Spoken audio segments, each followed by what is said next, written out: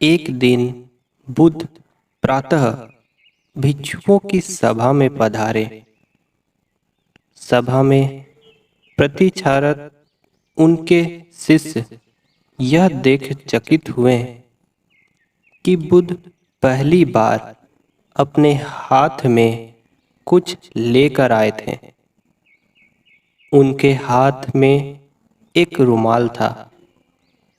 बुद्ध के हाथ में रुमाल देखकर सभी समझ गए कि इसका कुछ विशेष प्रयोजन होगा। बुद्ध अपने आसन पर विराजे। उन्होंने किसी से कुछ न कहा और रुमाल में कुछ दूरी पर 5 गांठें लगा दी।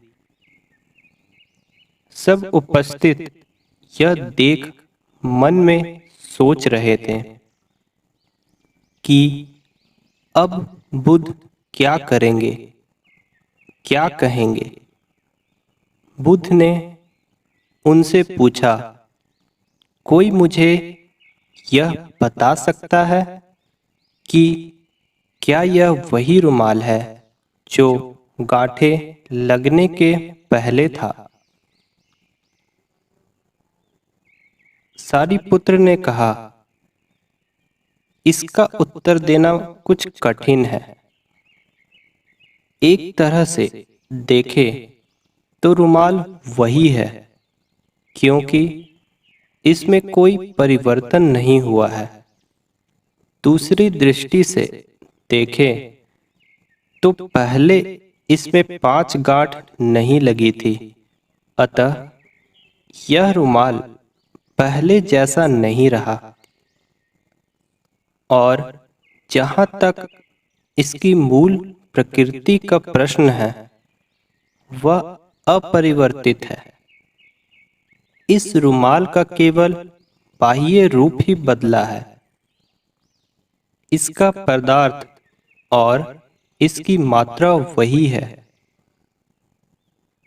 तुम सही कहते हो सारिपुत्र, बुद्ध ने कहा। अब मैं इन गांठों को खोल देता हूँ। यह कहकर बुद्ध रुमाल के दोनों सिरों को एक दूसरे से दूर खींचने लगे। तुम्हें क्या लगता है सारिपुत्र, इस प्रकार खींचने पर क्या मैं इन गांठों को खोल पाऊंगा? नहीं तथागत, इस प्रकार तो आप इन गांठों को और अधिक सघन और सूक्ष्म बना देंगे और ये कभी नहीं खुलेगी। सारिपुत्र ने कहा, ठीक है।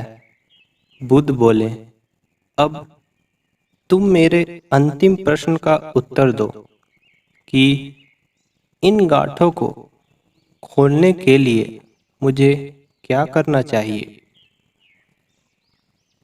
सारिपुत्र ने कहा, तथागत, इसके लिए मुझे सर्वप्रथम निकटता से यह देखना होगा कि ये गांठें कैसे लगाई गई हैं।